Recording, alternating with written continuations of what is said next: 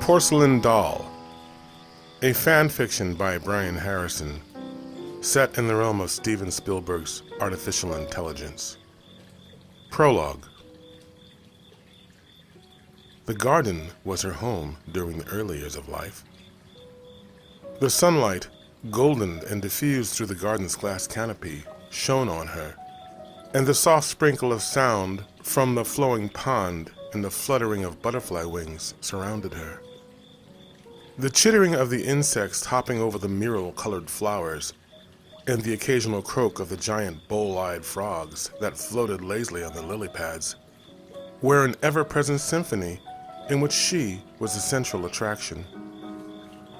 At specified times, she would add her own harmonies to the gentle mixture of sound. It was her function. The moment would arise that she leaned forward and placed her hands upon the keys, and the notes would flow from her mind onto the keys and over the surface of the pond, a gentle caress of sound, a morning lover's kiss. The man would come and sit at times. He would never announce his arrival, and she would never acknowledge it. He would listen to her play, and often he would cry.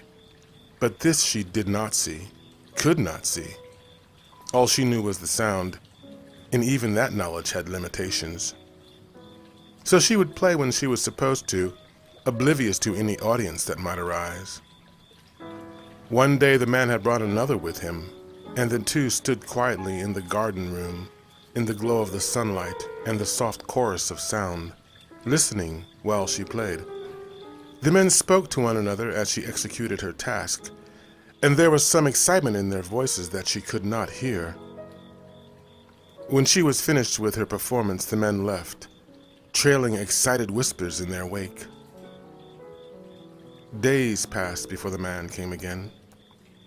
Quietly he walked into the garden and opened the panels of its control. Then he turned it off. The insects stopped their chittering. The butterfly wings ceased to flutter, and they landed gently on the now still waters of the pond. The great bowl-eyed frogs grew quiet, their multicolored eyes fixed on nowhere. Then the man came for her. Gently he lifted her from the podium where she'd played. Her tiny, fragile white face stared up at the world around her, unseeing, unknowing of the passions that burned in the places beyond the garden's canopy and in the man's heart.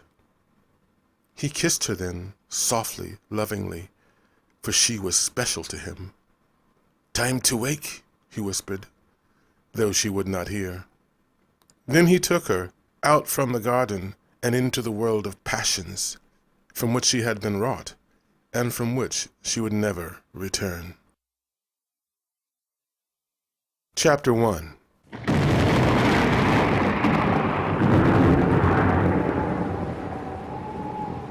The path disappeared into a blur of white chaos. Blackened boulders jutted from the frozen ground, and the wind hissed between them, the breath of an angry storm whistling through the wreckage of ancient ruins, over the frozen grave of dead technology, and into the valley beyond. Thunderheads raged above, and on the tremulous horizon, tunnels of black clouds shot intermittently from the skies, slapping the earth, and then moving swiftly over her broken, rocky flesh, before dispersing once again into the violence of the storm. The whips of the gods dispelled their frustration on the defenseless earth, heedless of the wanderers that wound slowly through the ruins below. Parker leaned his body into the force of the wind, his head bent low. This was a bad one, a boomer, and it had come upon them suddenly and unannounced. But they'd survived boomers before. Stubbornly, the large man burrowed his way through the onslaught. Behind him, the others did the same, the lining of their heavy fur coats barely keeping the freezing winds at bay. Their voices reached Parker over the rage of the storm as they called their positions, so none would be lost. "Ish!" called out first, her heavy frame thrust against the wind. She pulled her hood up when she called to make sure that she was heard, and then dropped it quickly to keep the winds from flaking her flesh. She dragged the well-laden sled behind her, carrying the dwindling provisions the travelers had left to live on until the next hunt. "Thomas!" called out next. He walked in the rear of the group, supporting his tall, lean frame with a long spear. The wind whipped his long beard from the sides of his hood, and it fell back, revealing a rugged, angular face, and eyes that had seen too many storms. "Coco!" called out as he struggled over a thick bank of snow. His small, light body was buffeted more than the others, and his coat was thicker, the fur still fresh from the kill. He swore into the clamor of the storm as he struggled against the powerful gusts. "Mac!" barked his name then. His deep voice was as thick as his body and boomed on the air as he strode, almost calmly, into the fierce wind. "Rosa!" yelled into the storm. Her light voice chimed like music in the roar. Her red hair danced like flames at the edge of her hood. After a moment, "Malin!" called wearily over the chaos. She moved her small body forward in a quick leap and then stopped for the others to call their positions. "Otter!" called out after her, raising his spear above his head to show his position along the edge of the trail. Then Bashi and Rennie voiced their locations near Parker and stood patiently for the count to be finished. With these final calls, 3 of the young men of the tribe were accounted for. But a final voice failed to join the roll, and Parker turned to look. Wrapped in their furry cloaks, the tribe appeared to him as shadowy ghosts in the rage of snow from above. He counted. Then he counted again, including himself this time, and confirming the numbers with his fingers. 10, he said to himself. Damn. "Emery!" the big man yelled, hearing his call fail on the braying winds. There was no reply. The procession knelt out of the wind as Parker counted them. "Damn to you, Emery," the man muttered. "Stay where you are," he ordered, walking among the kneeling tribesmen, recounting their numbers. 10 again. Emery was missing. "Thomas, what are you doing back here?" Parker said angrily. Thomas was a senior, like himself. He was supposed to assume this responsibility. "I didn't see anything," Thomas yelled against the unrelenting wind. "You know how he is," he said after a tense moment. Parker only grunted and waved his hand as if to bat off an irritating insect. He knew too well how Emery could be. He wanted to stay angry with Thomas. It was easier to have a target for his frustrations. But he knew it was unjust. He swore something that got lost in the storm and scanned the horizon. "This is the last time," he muttered to himself, knowing it was not true. "When I find that boy, I'll—" But Parker ceased his complaints when something caught his eye. The others followed the man's gaze to see a dark shape silhouetted against a large snowbank. "It's him!" Ish yelled. They rose from the snow, relieved that the roll was complete. Emery had been found. All that was left was the scolding he was bound to receive from Parker. "Damn to you, Emery!" Parker yelled, his anger untempered by his relief. He waved his large arms, commanding the young man to get back in line. But Emery did not come. Instead, he made a beckoning gesture. Perhaps he had found something, Parker reasoned. Maybe food or a useful artifact. "Stay here," he said to the rest, and grumbling, trod through the wind towards the cluster of ruins. Ish caught Thomas's attention and made an urgent gesture with her hand. Thomas understood. She wanted him to follow. His presence would prevent Parker from inflicting any undue punishment. The man rose on long legs and moved quickly after their chief, who had already vanished behind the ancient crumbling walls.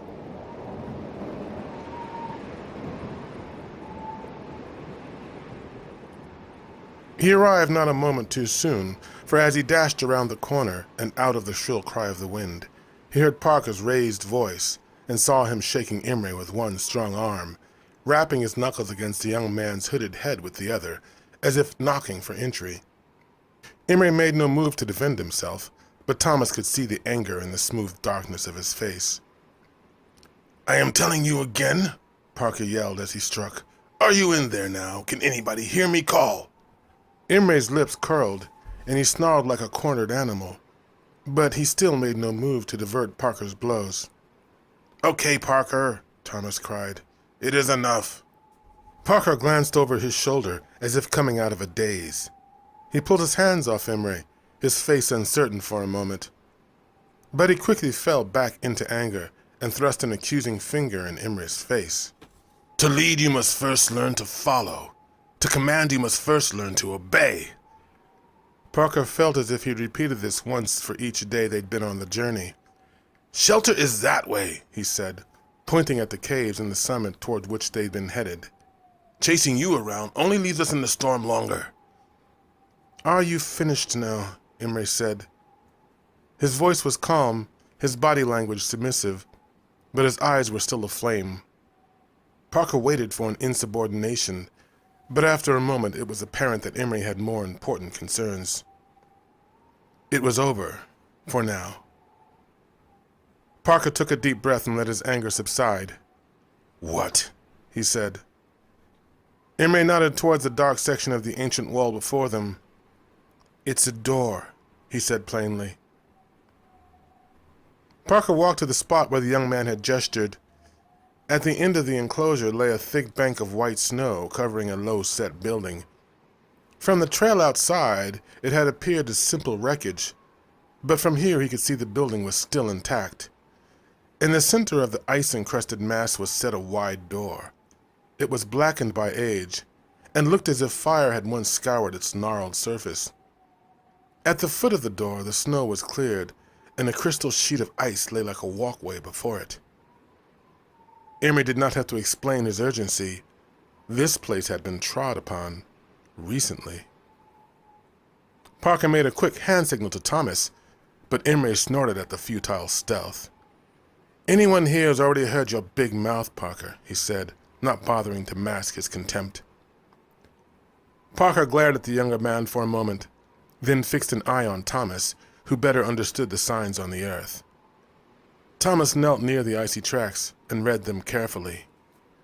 "Only one, maybe two people," he said after a moment. "Small feet, a dwarf or a child, perhaps."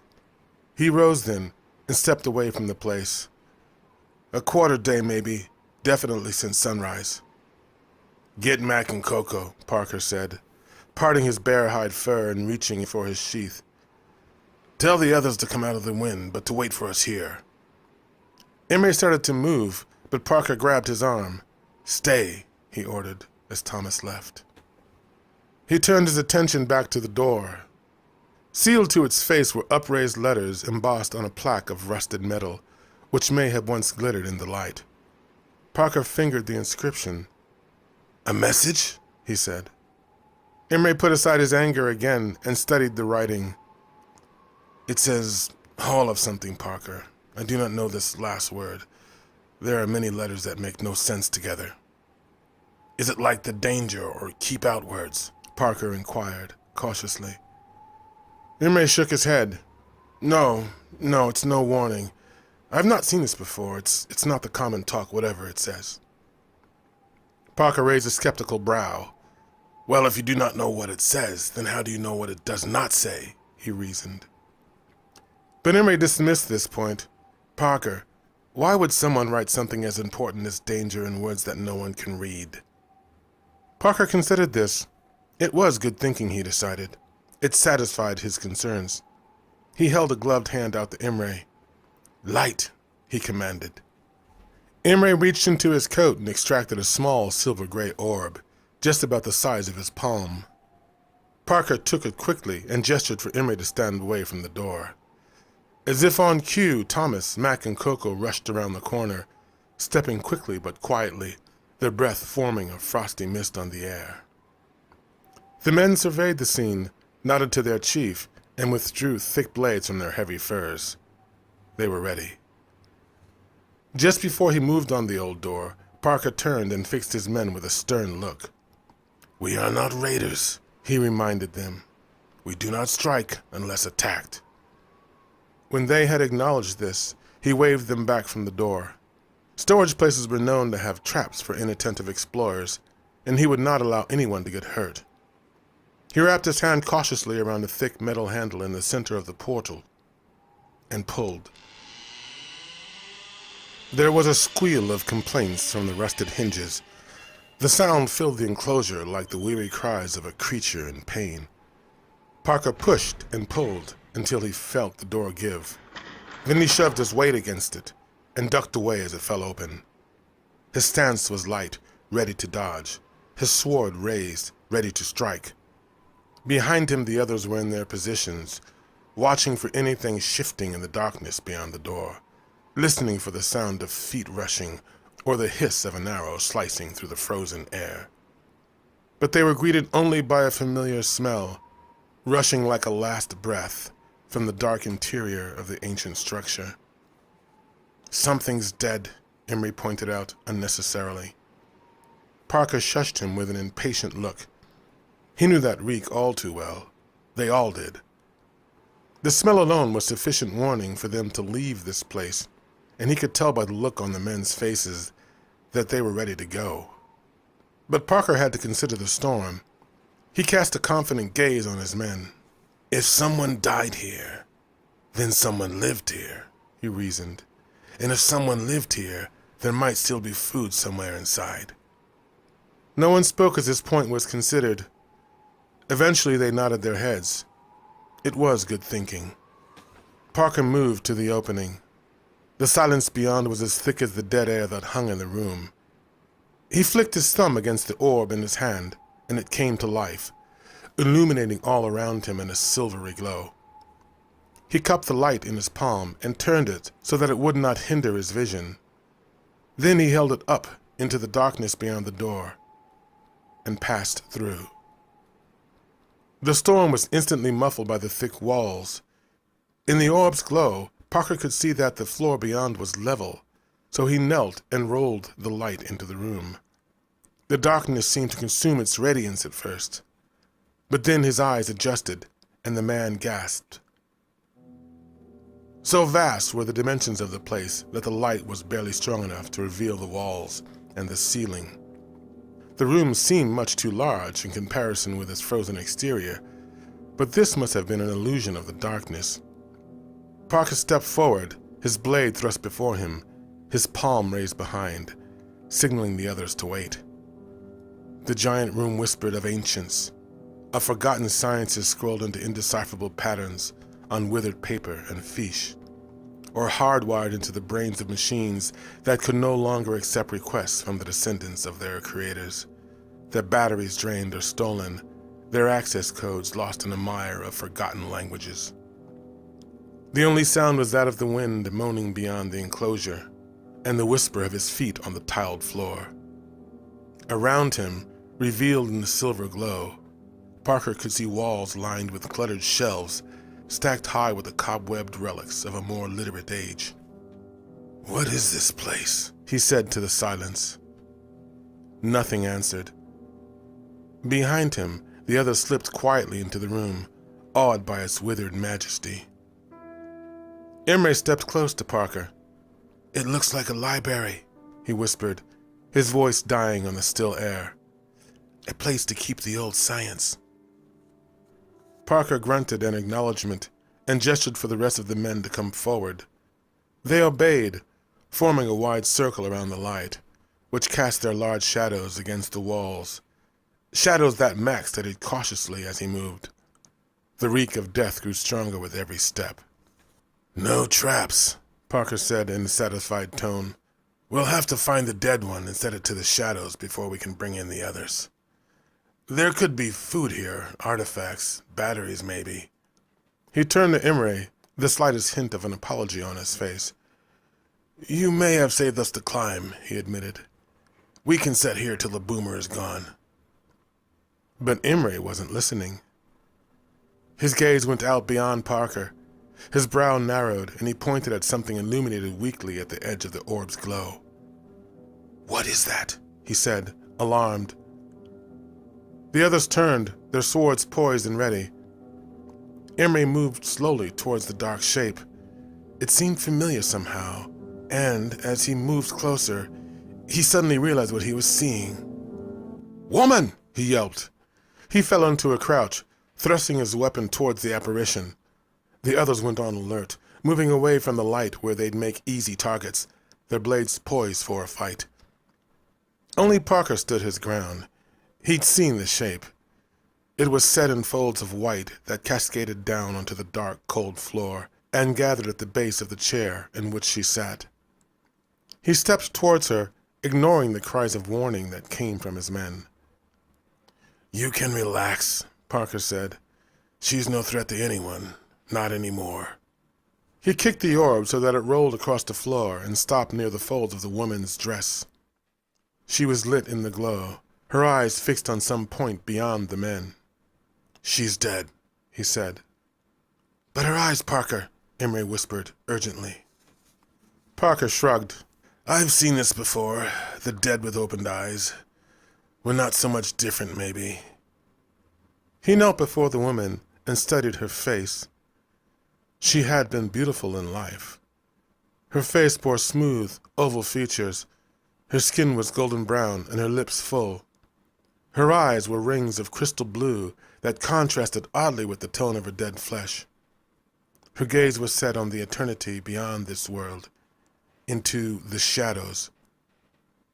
Her hands were folded in the lap of her white gown, as if she had been awaiting something or someone. Her hair, caked with the frozen moisture of the room, was fine and black and ran down the length of her body to gather in the back of the chair. If not for the dust and freeze on her skin, Parker would have thought her alive. "No signs of the rot," he said. Yet she could not have died of hunger, he thought, for her body was not withered. "There must be food supplies somewhere," he said. "Maybe the food killed her, man," Matt grunted. "Poisoners, toxics, they're all around, you know. Better to eat her own kill." "Maybe her man did it," Coco suggested, disturbed by the woman's frozen stare. But who could hurt a creature such as this? And why? Thomas moved close to better see the dead woman. There was something wrong here. "Why is she dressed so?" he wondered, casting a wary glance into the darkness about them. "I don't like this," he said in warning.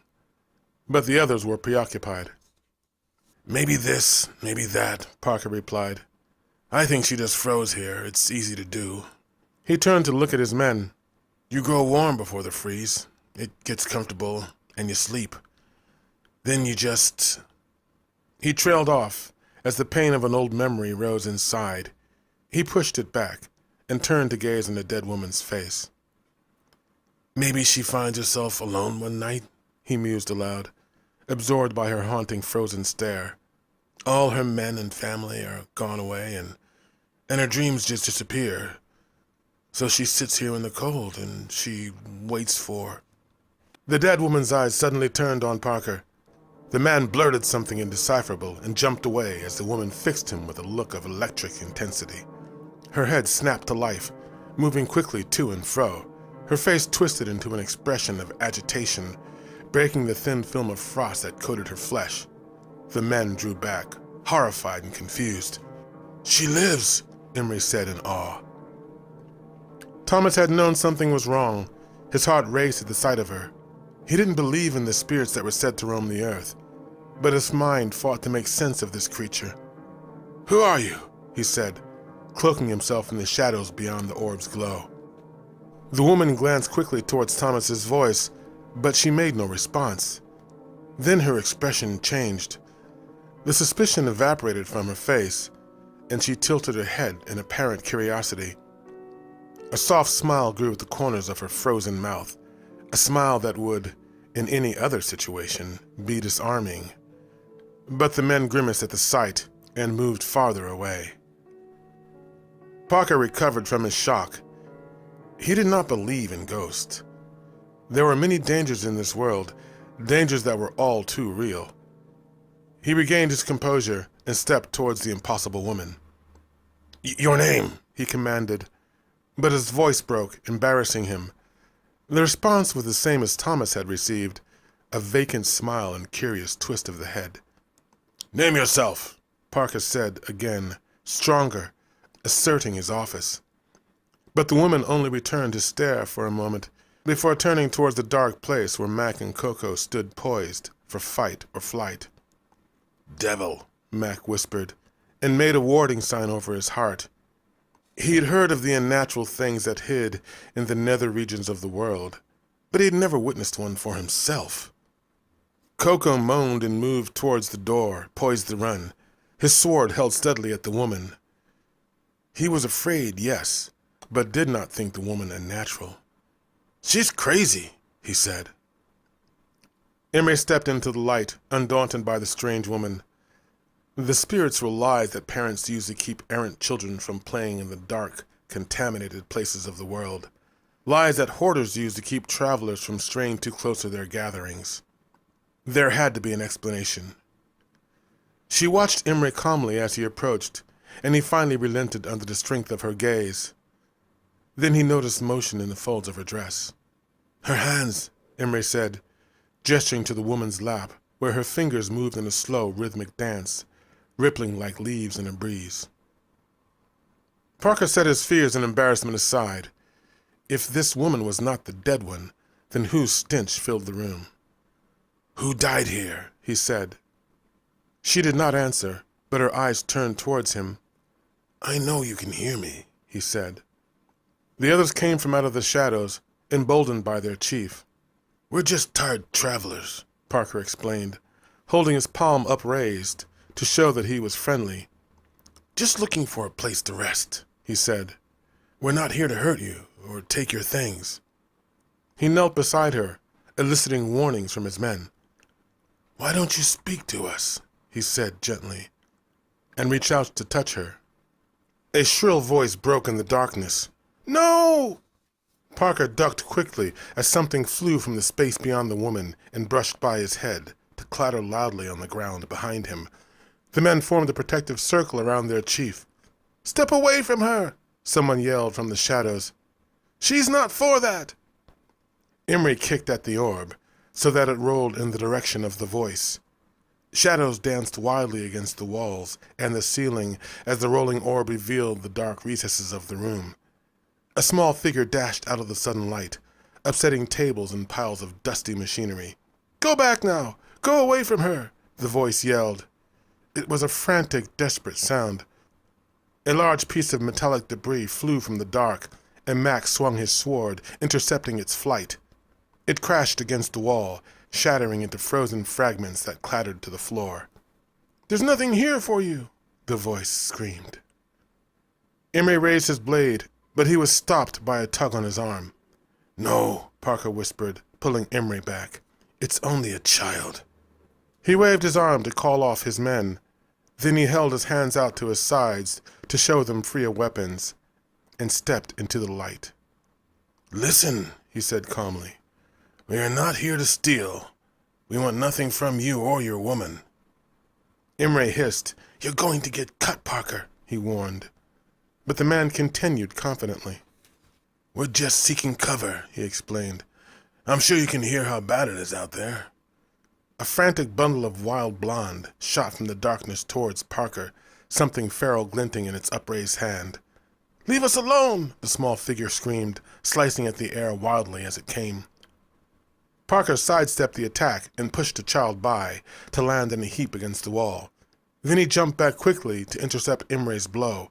"It's only a boy!" he shouted, and ducked just in time to hear the child's blade swish by his head. The child rushed back into the shadows and hid. The men could hear his ragged breathing in the dark. The impossible woman sat calmly, observing the confrontation with a disinterested smile, as if the violence was none of her concern. "Stop this boy," Parker said in a stern voice. "Look at us. We are many. If we wanted your woman, we could just take her." The boy whined from his hiding place. "We don't have anything for you," he cried. "No guns, no food. Go away." There was weariness now, obvious in his desperate pleas. "We have food, boy," Parker replied. "We have plenty to share." "You lie," the boy accused, and something else flew out of the dark, but it was only a small object that bounced on the floor and rolled to a stop against the shelves of books. Parker turned to his men. "Give me something," he whispered. The men exchanged quick glances before Imre reluctantly parted the heavy fur of his jacket and retrieved a strip of salt-dried meat. He tossed it to Parker, who held it up for the boy to see. "Look, boy," he said, "I have something for you." He walked back into the glow of the orb and knelt, dangling the tangled piece of jerky before him. "It's good meat. Big horse. Killed it just last moon." He took a bite and chewed dramatically. He said, rubbing his stomach. There was no reaction at first, just the soft sound of the boy's troubled breathing. Then a thin whimper broke the silence, and Parker knelt to greet the little man that walked cautiously from the shadows. He was in his 10th year, maybe, still well before his bloom, bundled in soiled rags of clothing that were dark and musky from wear. His face was grim, his skin pale and sallow. He needed sun. He needed a bath. His golden blonde mane was unkempt and dirty, his body thin and malnourished. But his eyes, though weary and squinted in suspicion, they were the deepest blue Parker had ever seen. They seemed to penetrate the gloom, darting back and forth between Parker's face and the jerky he held in hand. "Here," Parker cooed. "We won't hurt you." The boy stopped, just inches from the meat dangling from Parker's hand. After a moment of anxious hesitation, he reached out, snatched the stick, and jumped back to the border of the shadows. He knelt there and began to gnaw savagely. Parker relaxed. They all did. This was a good sign.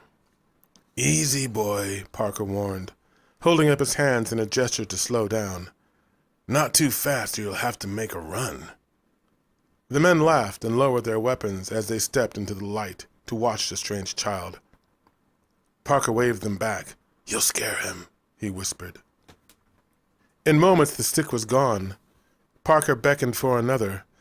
One was passed to him, from Thomas this time, and met a similar fate. The boy was slowing now as his stomach filled. He looked up at the men with a weary expression of surrender on his face. "What do I call you?" Parker said, not daring to approach lest he scare the boy off.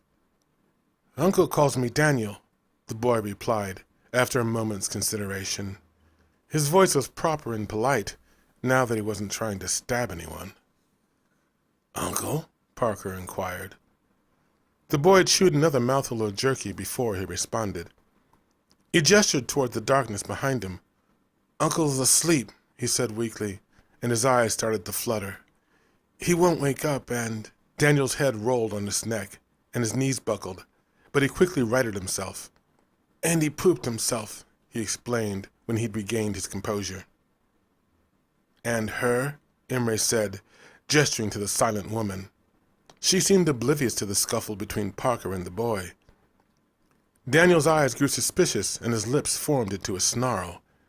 "She's not for that," he said in a trembling growl. "We will not hurt her, child," Parker said. "We just want to know what to call her." "My name is Daniel, not child," the boy replied angrily.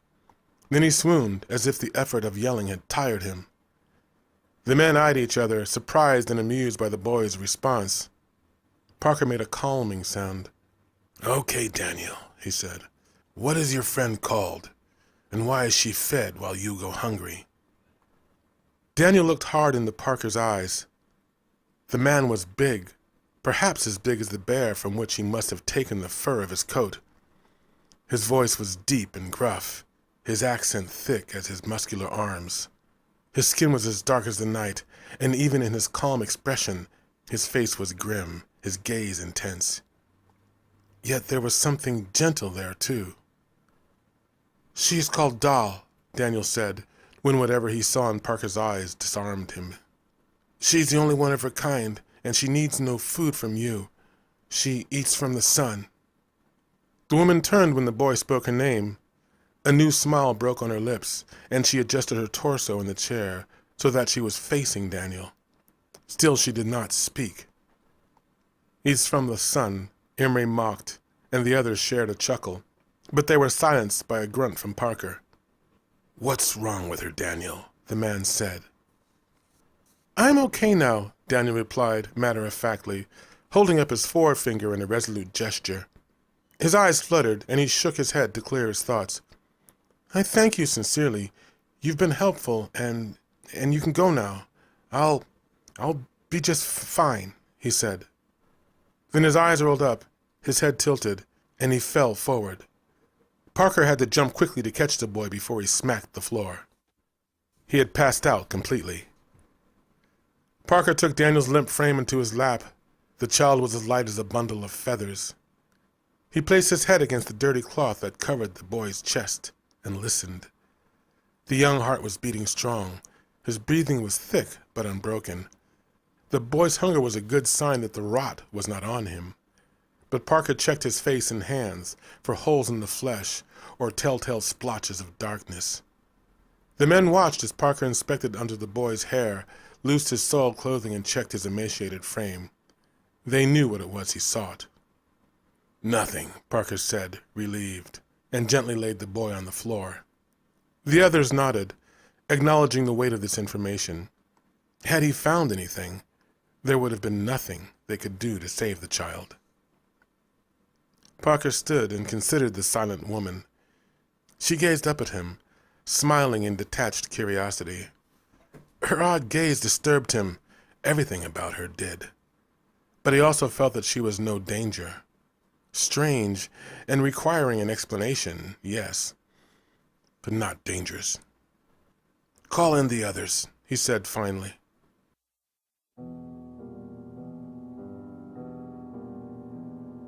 It is not sleep from which she has been awakened, but it is as close as she can come to that state.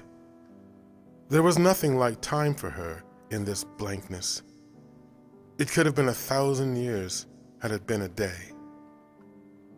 The activity that ignited her awakening had ceased quickly as the men retreated into the shadows, their faces contorted into that pattern she knew as fear. They had assumed she would not see them in the dark, but she did, and she wondered at their panic. She had watched calmly as the boy rose from the shadows to defend her, throwing the old broken machinery at the intruders. But in the end, he had fallen from the effects of his withering.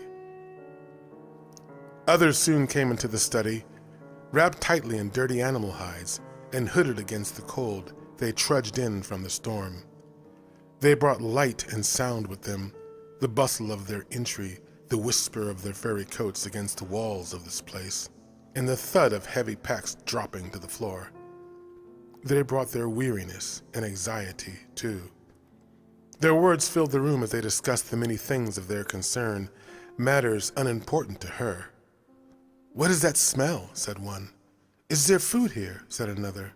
"Who is she, and are there others?" they said. She had no answers for these questions, so she made no reply.